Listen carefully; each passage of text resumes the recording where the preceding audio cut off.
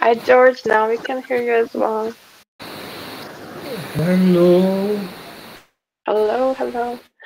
I just clicked on your on the description in Discord, and about you it says research and action applied to augmenting collective intelligence and sentience with BCM, community building, and knowledge ecology in DAO ecosystems and other non-traditional organizations. So I don't know if Matt and Steph met you before, but we had an exchange about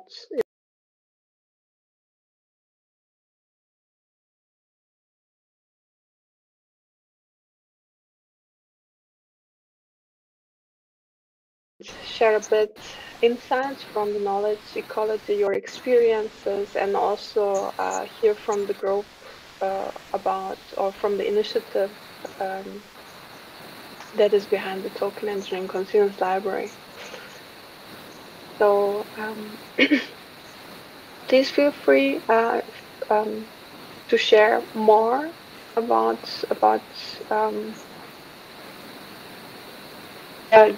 your activities and your interest in token engineering conscience library.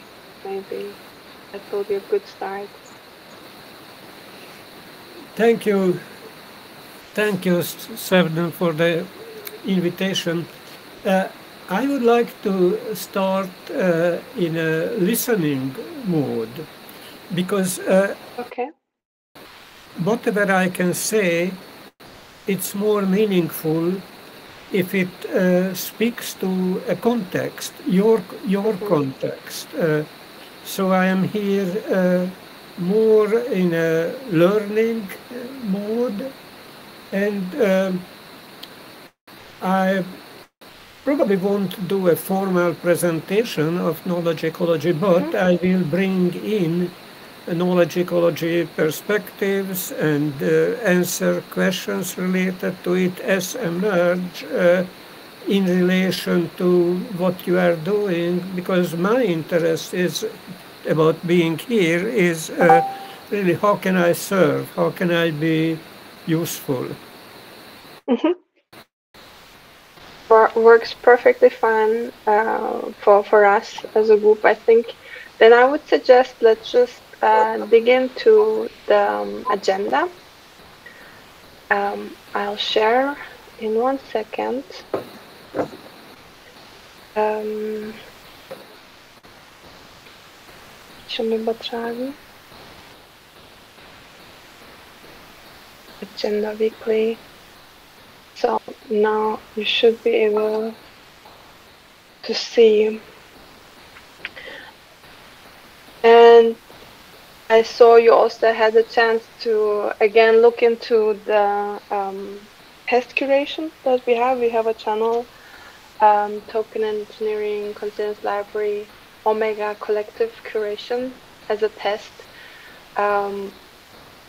which is already after a couple of iterations how we should capture what we value in this in this living library and that we envision. And that basically we have a few cases already in this chat. Um, that we have. Before I go into those updates, just for the group, also to yeah, to say so. Basically, now George has an interest because of his activities exactly in this domain: collective intelligence, wisdom and organization, knowledge ecologies, as he mentioned.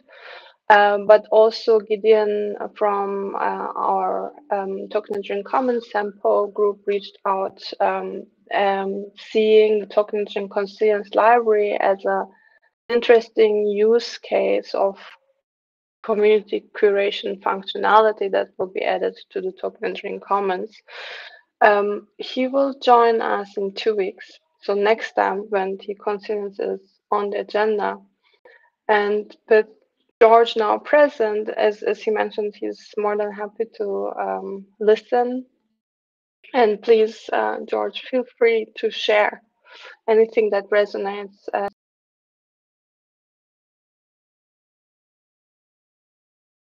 Um,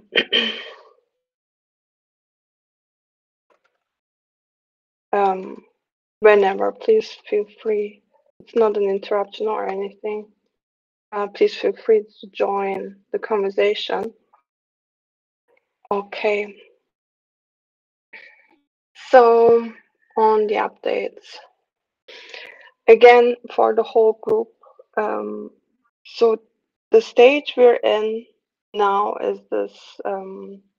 The, would I adopt the big harvesting? But if anyone doesn't like or has a better idea how to um, name the phase we're in, please feel free to add. But basically, we have this very diverse group of people who have collaborated, exchanged. We have co-created the value flows that we see possible for the token engine Conciliant library. And now what we need to do is to distill this in a design documentation that we foremost can share with people who can help us to implement it technically, design and development background. But also last time,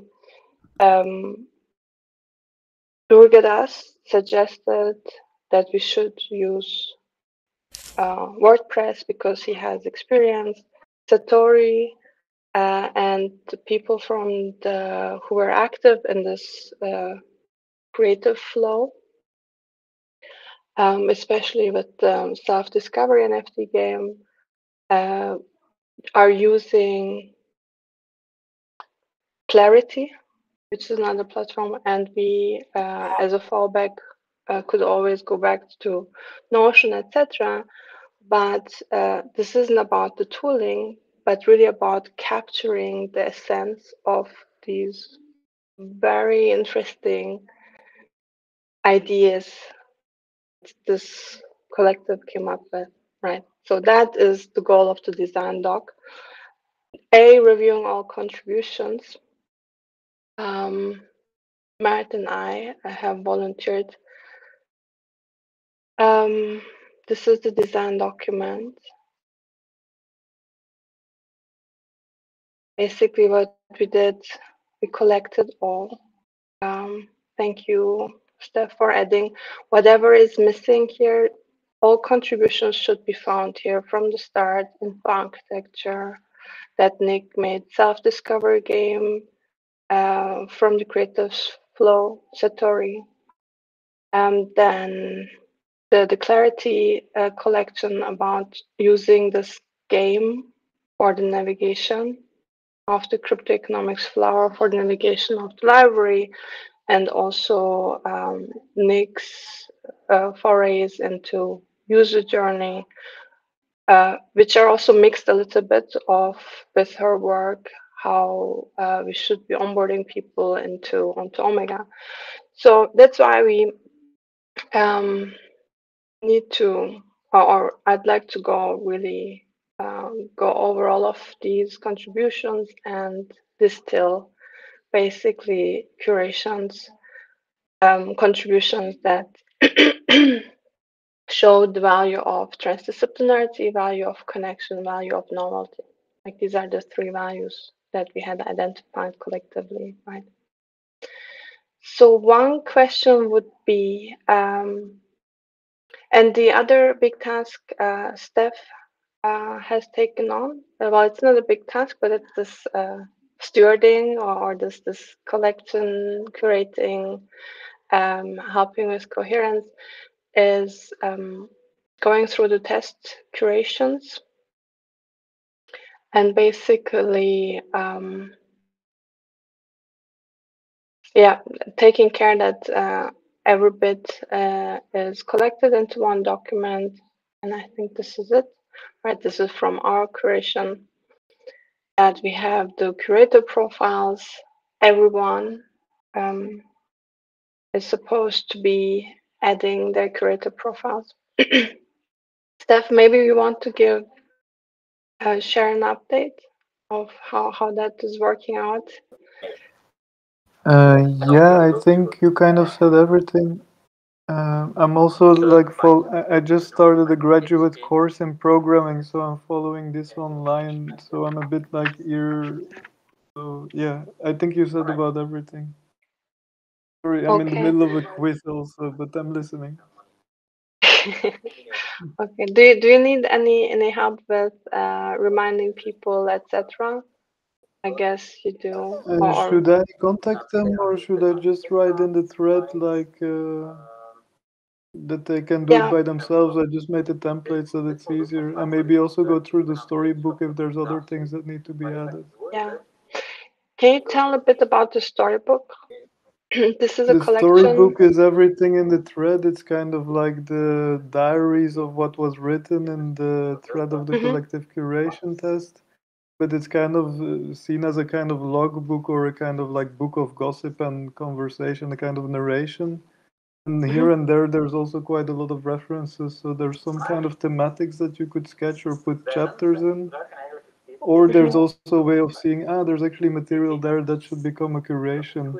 I think Yeah. especially with Satori, there were here and there like links or comments on like already works that were in the curations that maybe could become other curations, but I didn't feel like doing that work because I already saw that certain persons already put really, okay, these are my three books or my Hmm. three references, and then in the discourse itself, yeah, I think it's really about the persons themselves to see if there's like things that need to be put there.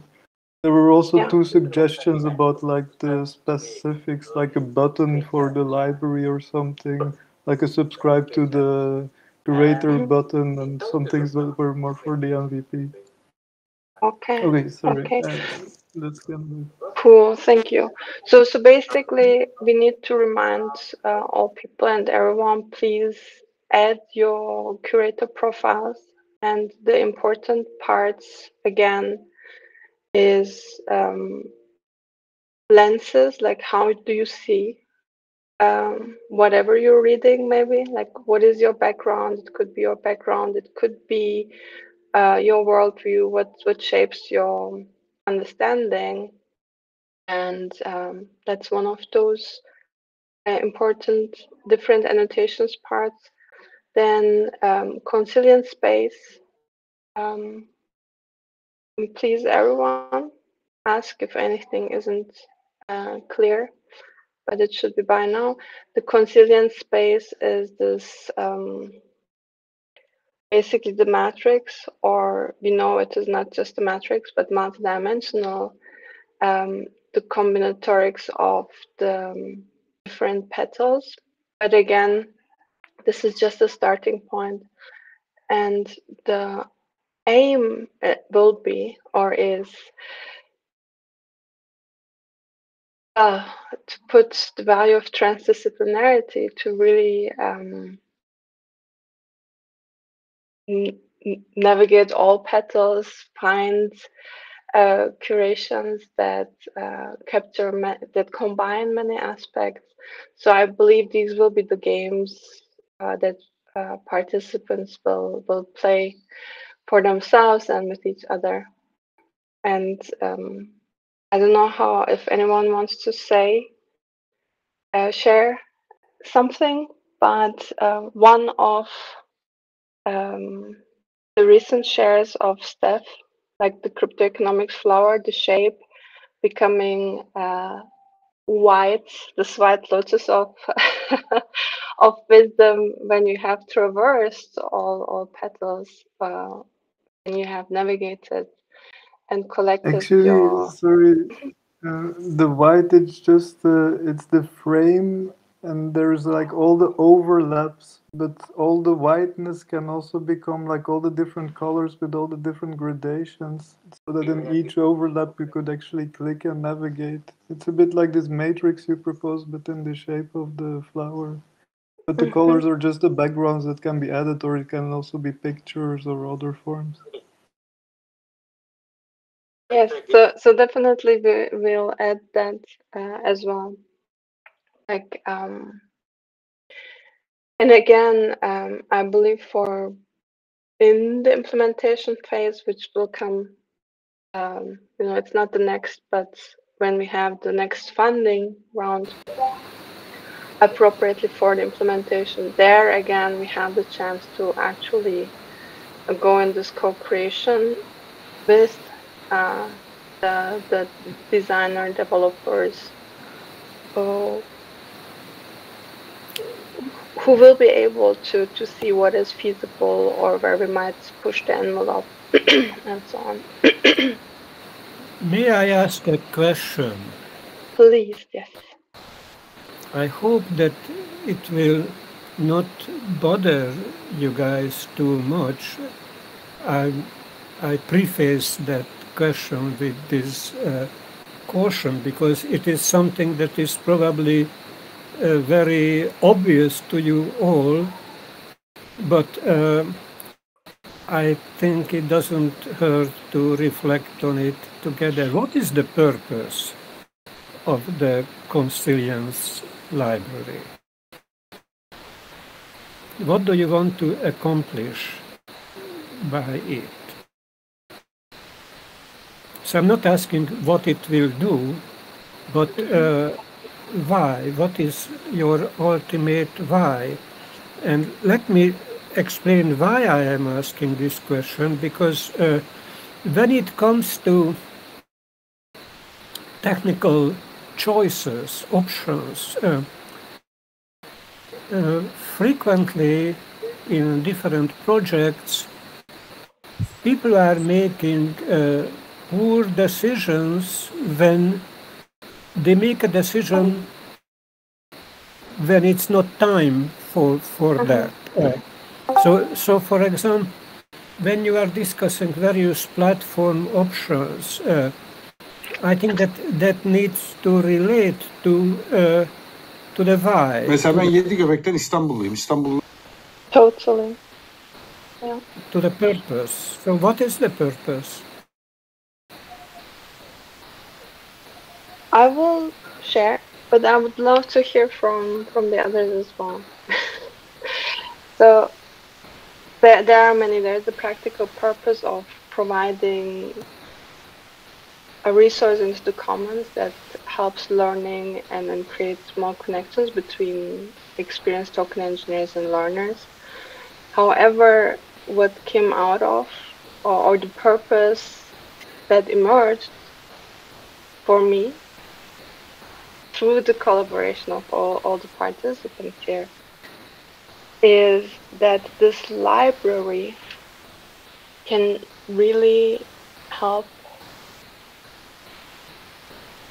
people in their self-discovery, going through this actual very sometimes strenuous, sometimes overwhelming space of cryptoeconomics and token engineering.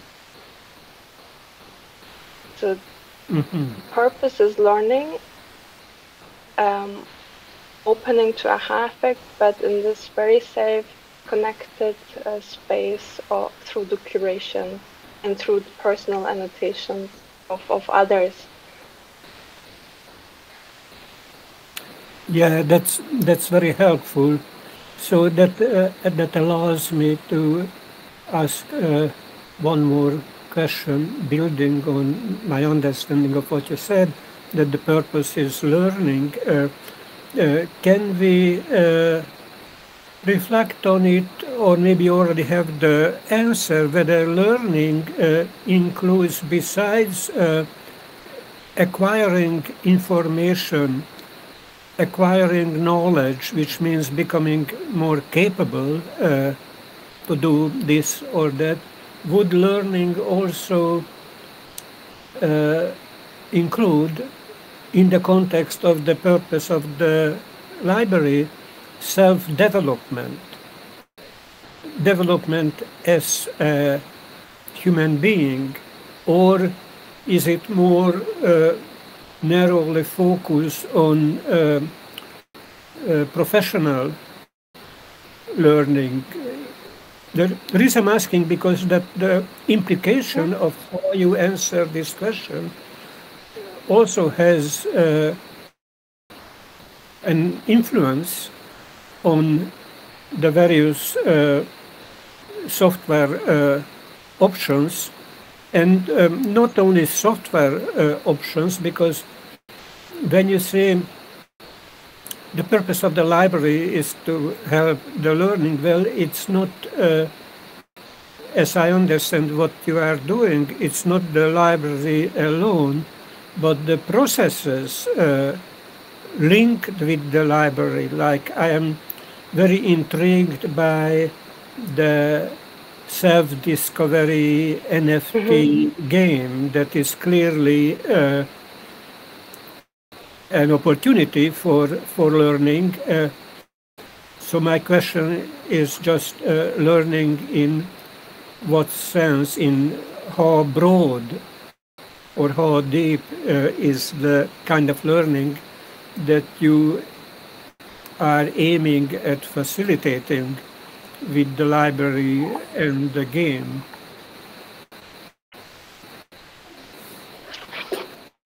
Satoru, would you like to go in? I think. Yeah, I guess like my hope with the game and the self-discovery game is to try to capture the insights and feedback of what leads to that that learning process, all that stuff that goes into it. Kind of like what Steph was capturing in the storybook. And then I guess the self-discovery game is those personal inputs, stamping your how you curated what you thought got into, why you thought that was important, or what was your journey to that piece of information that you want to share within the library. I think is how I'm looking at it. Did we come up with, or did any time something in that respect emerged that, what George is asking about the self-developmental aspect? I mean, when we look at the cryptoeconomics flower, certainly petals like psychology and decision-making, or philosophy, law, ethics, definitely, I guess, will have curation, right, towards that. But anything specific with the NFT game that also could capture those?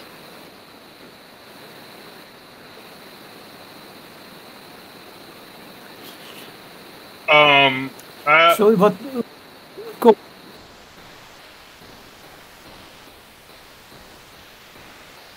Yes, go ahead.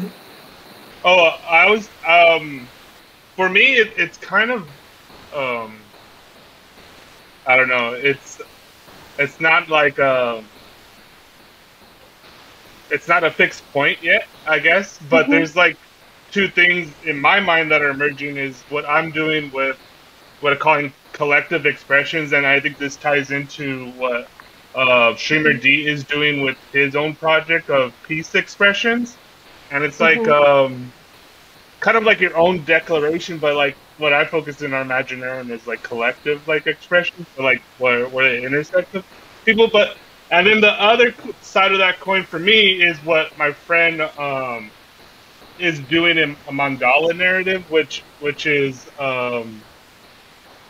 and I don't think we have the article yet, but we're dancing around it, and it's different things of ecology of the mind, what Douglas Rushkoff's doing, and other influences like that, where it's where I think also too that's the stuff that we're interested in, and try to capture that into an article to share. I think is our moving towards. So it's hard. Yeah, that's what I think. And also for George, I think it's interesting to see that, for example, Satori and a few others um, are coming with their insights from infinite imaginarium or minds, which is its own collective, right? Poetry, arts, Web3. Difficult and not meant to put in categories. So I don't know, George, if you also see other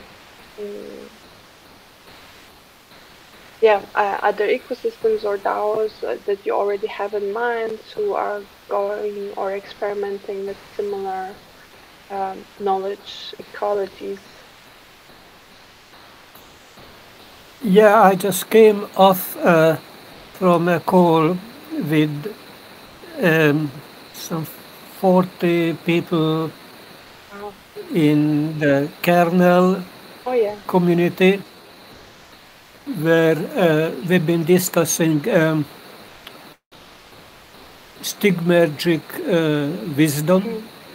Mm-hmm. And so they asked me about wisdom.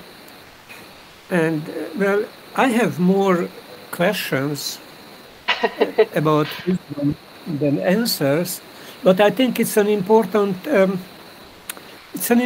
phenomenon, not just as a subject for our reflection, but also for our self inquiry.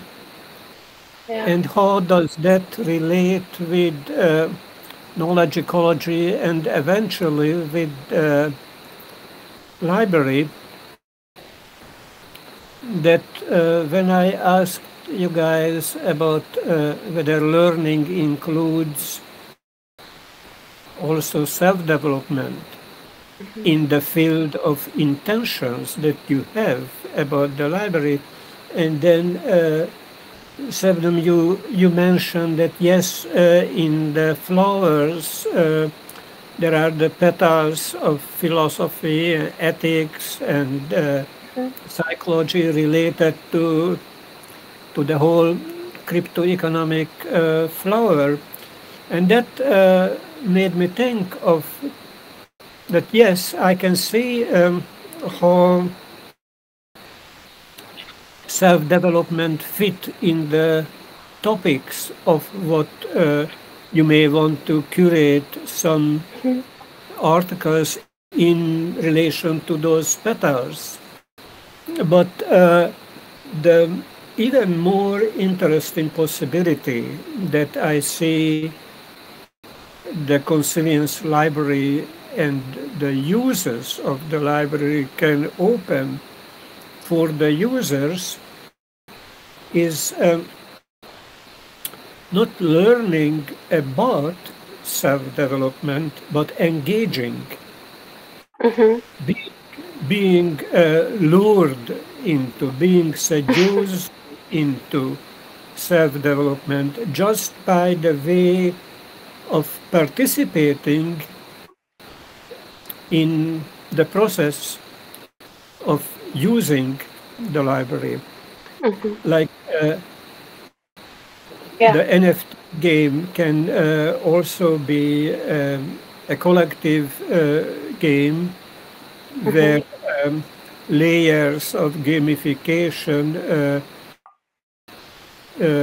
have to do with the incentives of behavior beneficial to the community. Yeah. So that I think we want to see. Definitely. So a few, I think it was Streamer D who said it, but everyone was like, yes, that we say the library rewards with wisdom. And I think that's the collection of aha effects and the quality of those aha effects, right? Can be life changing. I mean, this is my experience in token engineering, the past in this community.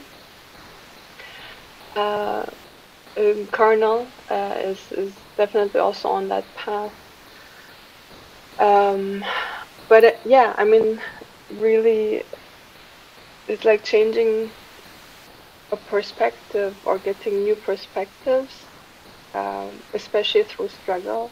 Some things you just didn't see before and now you can see because people actually confronted you, right? But then also shared with you their learnings and their perspectives. That's literally like getting a new pair of eyes or looking at the world anew. So it would be wonderful if this library can and the way we want to make information accessible, navigatable, can provide that. I know that the community and people have been able to provide that, but as with anything that grows and grows, those very special connections are always harder to form. Kind of. Do you know what I mean? Yeah, but yes. So thank you for that. Okay. Is there a reason that nobody has the cameras turned on? I guess it's because it's always a click away.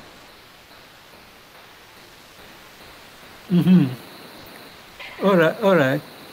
Well, the and reason it's I always asked, dark here in Germany.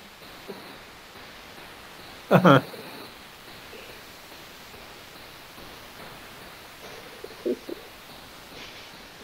to see. Yeah, but we also talked about the opportunities of anonymity, privacy, but still being able to make connections, deep connections, right? So we had that in Omega. I don't know if this never turned out to be something of interest for Conciliant Space, but we definitely had those discussions in Omega without conclusion.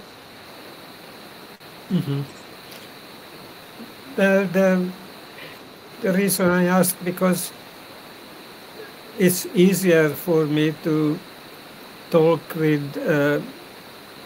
human beings, faces present. For example, when you take a breathing, and I don't know whether you finished what you wanted to say or not. I don't want to jump into when you are still in the process of preparing your thought, but if I can see your face, then the body language will tell me that, okay, now it may be time for me to jump in and say something. So that's right. Well, I sorry. Go ahead. I the first time I participated to an Omega meeting and I presented a project in front of a screen full of squares. I mean, I will remember all my life. I was traumatized.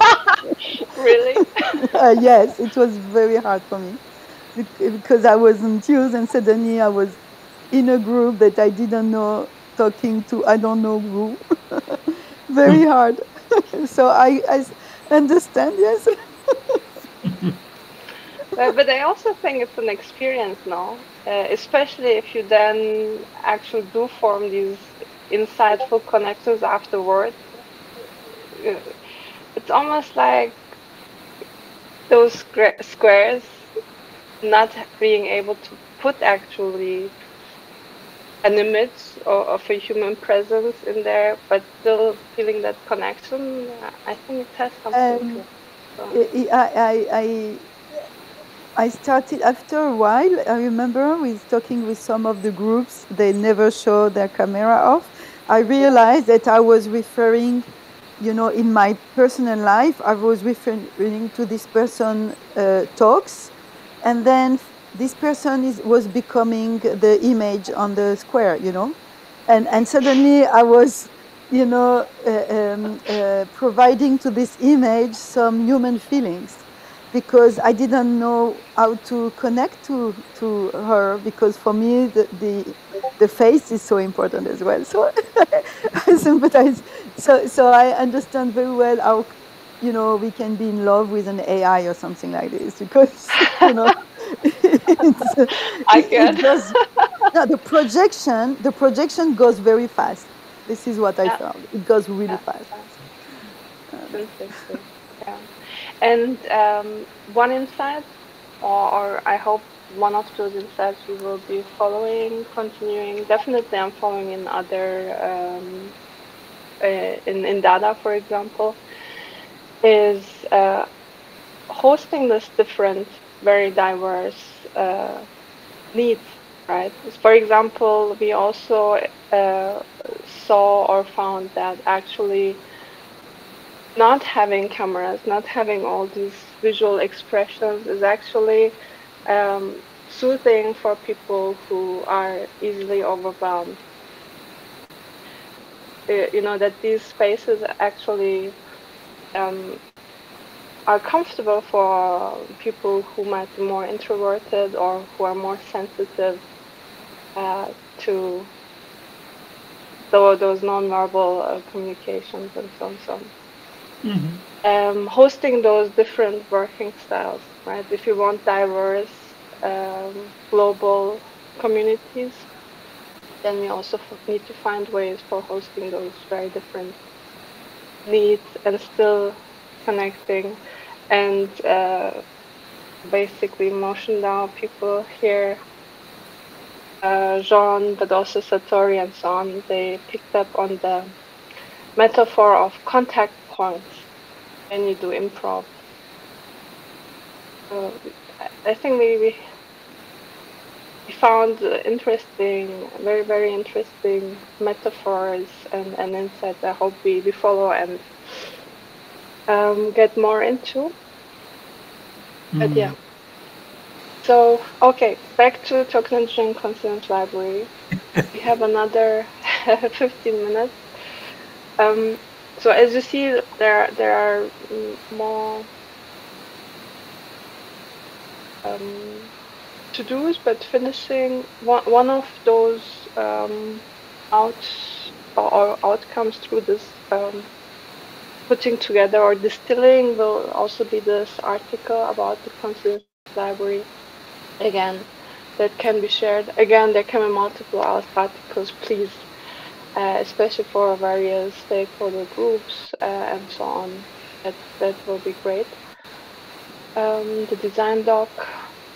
Then to-dos, again, what we should be doing is adding one or two examples from the storybook of how through curation actually people who didn't meet before or interacting for the first time actually find very deep, meaningful connections because of something they read, or we also had one exchange where someone actually had this aha, thank you for connecting these dots for me. So I think those two examples I have in mind, but there are a few. I would suggest, if you have a favorite excerpt from the curation, we can put this in the doc, Omega Collective Curation, as an example. That would be certainly help us in determining what kind of information model will be able and what kind of techniques available or need to be innovated that can capture that, or that can create the user experience and the web environment for that to happen. George, you had a very nice capture of it. Like there's the curator sharing something and the person reading it, and that curation, the book, or just the annotation actually moves me in a way that from passive consumer of that information, actually I create our curation, or does curation become conversation, right? That's something I picked up from the brief exchange we had. People creating connections, insights, etc. So that definitely is something we envision can be captured by this self-discovery NFT game. And George is interested in, okay, how does the collective view of those insights look like? Would you like to share anything with respect to that, like the collective? Yeah, maybe riffing on what you said about the aha. When somebody has an aha experience and can capture it in an NFT, and can also see other people's NFTs and ahas. And if you design the software for not only collecting NFTs, but collect and connect aha, not only connect NFTs, but connecting specific aha experiences related to the same curation. Mm-hmm. What that would enable is what I referred to earlier, self-development, because when I am exposed to other people's perspective about the same subject, things that I didn't see, didn't think of, I not only am becoming more knowledgeable about more ways of thinking, but also when I can hold different perspectives simultaneously as equally valid, that's how my world is expanding. That's that's a possibility worth designing for, and it has also to do with the knowledge ecology approach. So how knowledge ecology differs to knowledge management, because you can think of the library as basically a knowledge management project. But I think it's more than that, or it can be more than that, because knowledge cannot be managed in a sense that knowledge is what is between our two ears, between our ears. It's knowledge is a living, emerging capability. Information, of course, can be managed, and the library will be full of information, but for becoming knowledge, knowledge is on the receiving end. It's not in the library. Knowledge is what people do with the information. Knowledge is what the information they receive from the library enables them to do something. They will become more capable. And what knowledge ecology adds to that is the conversation dimension, that we are not only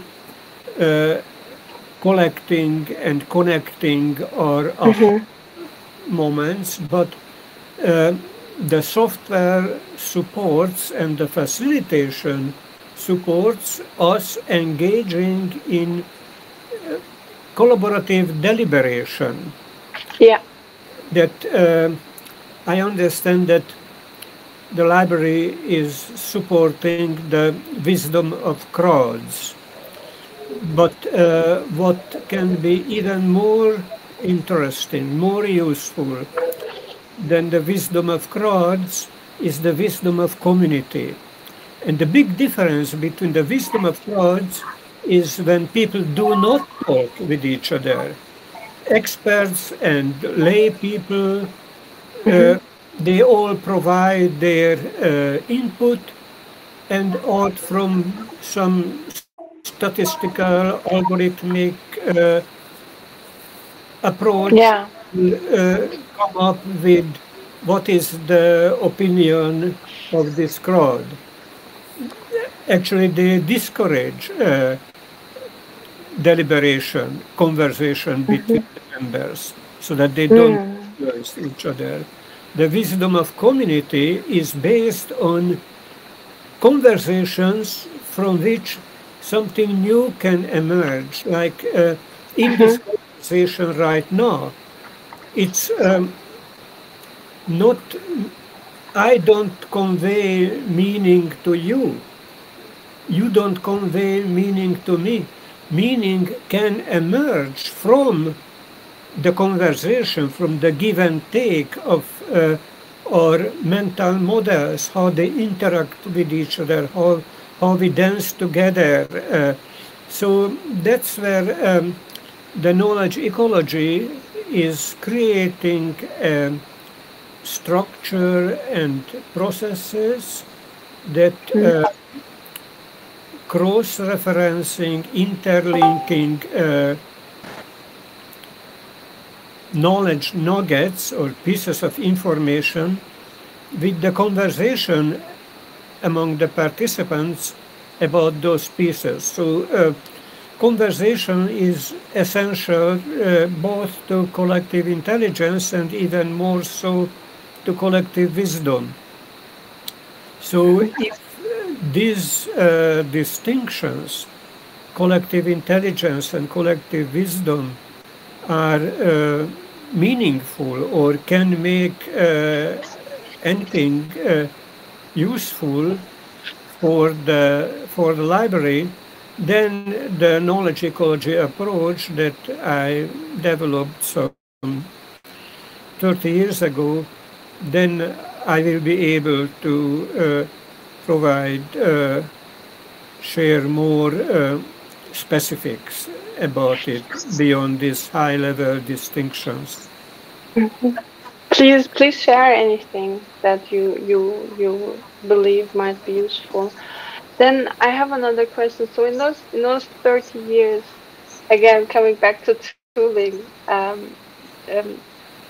what software or what attempts did pick this up best, or would you, even if it's just for inspiration, could you point to anything there? Yeah. Have you heard of Doug Engelbart? Yes. So Doug is known, he was known as the guy who invented the mouse, the hypertext, and things like that. But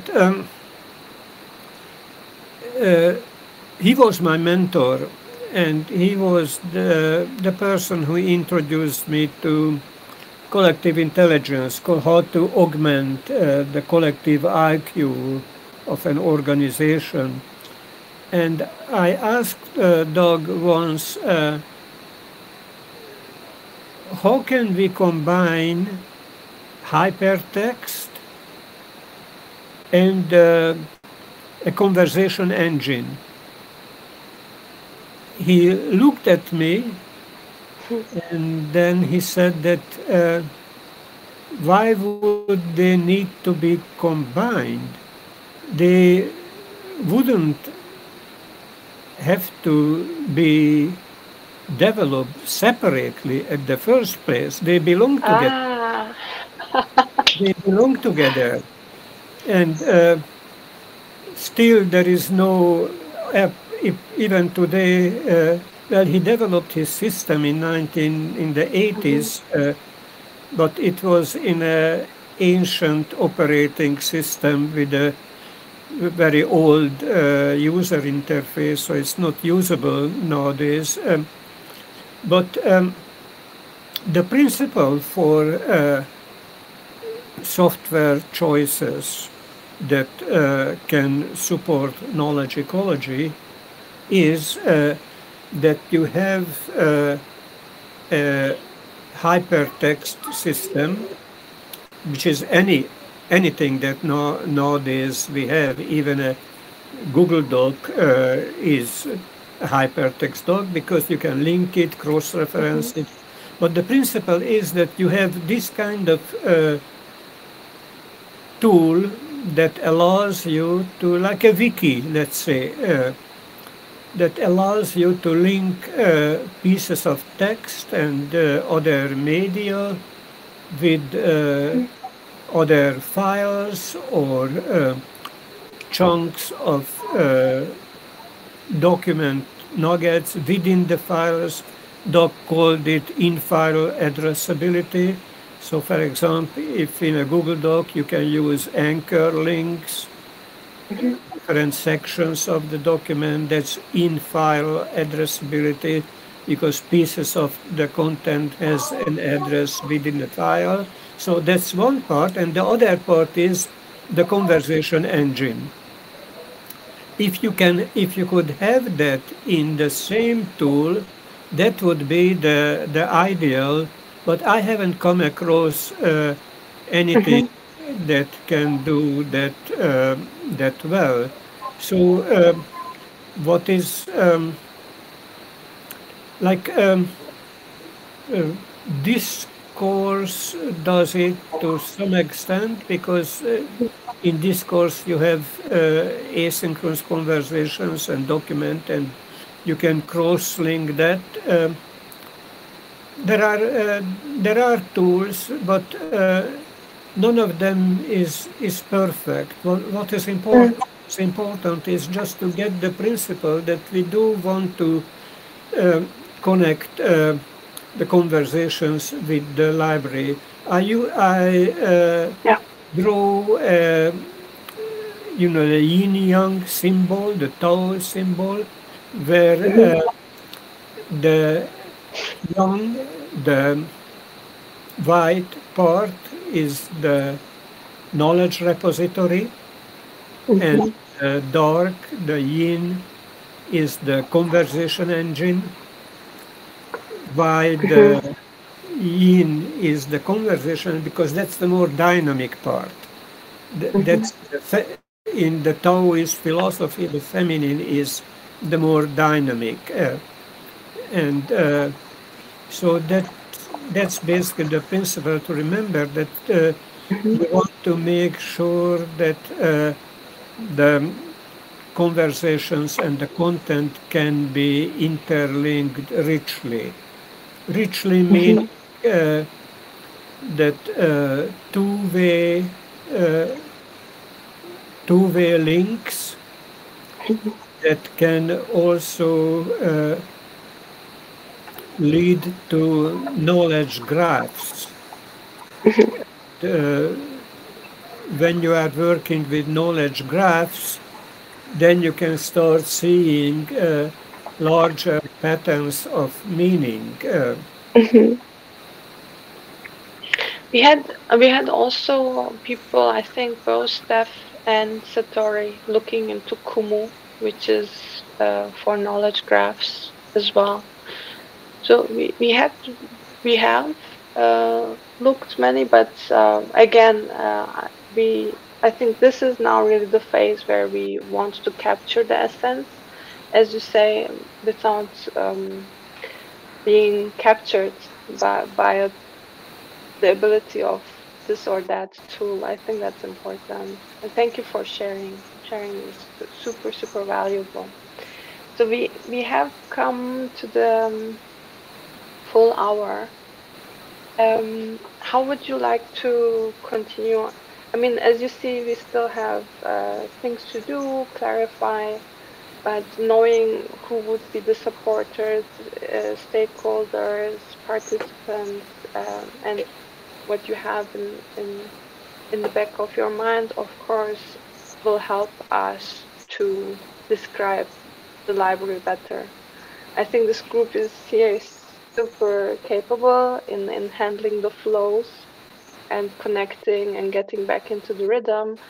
But again, as mentioned, the design doc is really on one side to speaking people who may come in and just have the technical skills to help, but might not want to delve into all of the whys. I wish they would, but and we have some contacts who would, but let's see. And again, also the wider token engineering community as participants, but also uh, supporters and insightful people like yourself, George, who can also connect to other knowledge ecologies. That would be wonderful. I would say we will definitely share with you these design docs, and very feel welcome to jump in anytime into the conversations if anything comes to mind. Is there something that you would like to take or ask from us? Like, is there anything that you would like to do with whatever you heard today next? Or do you want to think, let it rest and come back later? Yeah, I would like to reflect on what I heard. I'm one of those introverts who like to ponder and contemplate and then come back to you probably on Discord. Mm-hmm. Yeah. So as mentioned, we have time. That's not an issue. And one question I have, this Stoto mapping, or one question before everyone goes. Satori, Yeah. Jensen Nuder. That's your someone from Imaginarium or someone you met Yeah. in. John, me and him do the mandala research. Yeah. And so the Soto mapping is. Remember one time I shared this like graphic of mind mapping, but then it rotated. That's what that is. The rotating mapping. And so I think this Yeah. is kind of like our inspiration and idea of the NFT self-discovery game. What I mean by like the spore mandala is like the 1 point, and it's like the bead within the crypto economic flower, and then like beating that thread is which I mean by like hyper linking that curation to more, right? And keep on connecting that and building the thread, which I think what Steph was pointing to in his like absence of the flower of like all the possibilities, like that open space is like the mosaic that we build with like our knowledge and then kind of like our relationship to the overall flower. But anyways, that's what I was just thinking about right now. But I think like that's what I mean by like the NFTs, like the spore. I mean it as like the bead in we talk about the bead class game, and so like in that you have different beads, and like you play the bead, and you're supposed to do relationship to that knowledge field in that sense. And so in this one, it's like reverse, right? You start off with like 1 point, but that point is hyperlinked to like all the things that add up to that, right? Which is our curations. And so like I see it as like it kind of the relationship to the engine that we have of like your little index card, right? Your NFT for self discovery, and you put it there, and then maybe because I'm with you about like that's why researching broadly what I'm calling collective expressions, because it's, well, from my point of view, of the third mind that comes between when two people are giving feedback, and the aha moment is the collective expression, is the third mind that arises between the two people playing the balloon game, tossing the ideas back and forth until it like takes like the shape or goes, aha, oh shit, that's what I've been looking for. And you're like, okay, I gotta make a note of that. And then that leads to like more discovery, right? Once you have like, okay, I find my orientation within this field of knowledge. Okay, this bead could lead to other things, and you kind of explore it. Maybe you do it on your own. I kind of do it on my own, but also too, I bring it to my friend, and I kind of like, hey, what do you think about this? Like my friend John, that does the mandala research, and I'll throw that balloon to him, and he'll be like, we'll bounce it back and forth. Then we're like, aha, some other point where we're saying, hey, okay, this is the next clue of like where we need to dig or where we need to like discover more. That's kind of been our, like, I mean, my experience of self-discovery or doing it within bouncing ideas off of people and stuff like that. So that's what I've been playing around with. Yeah. So that was what and again, like, I see that so much more deeper. So there, I definitely see we will have for sure 1 or 2 sessions where we really take us deeper in getting the distillation of what is it that you have discovered there, and that we get that nicely into the design doc so people can grasp it. So basically, the design doc will link to all contributions, but will be a distillation capturing most important points and ideas that should be tested, or again, like the people who have the technical skills, experience, we could quickly understand whether this is feasible, how much would it really cost, do we want to go all the way? That would be nice, right? Or should we do, in the meantime, just pick a tool as well, so that we get to experience this and share this, these curations in the meantime while we are exploring the appropriate information structure. And yeah, like this, definitely I hope I captured all the keywords: collective expressions, conversation, and that we use the Tao symbol as a metaphor for the richly interlinking of those. Thank you so much for joining. I just it was one of those wonderful sessions. I put a link in the chat to another tool, and thank you for having me, and looking forward to continue our conversation. Definitely. Thank you. Thank you. Thank you. Thanks for the support. Thank you, everyone. Have a wonderful day, evening. Bye-bye. Bye.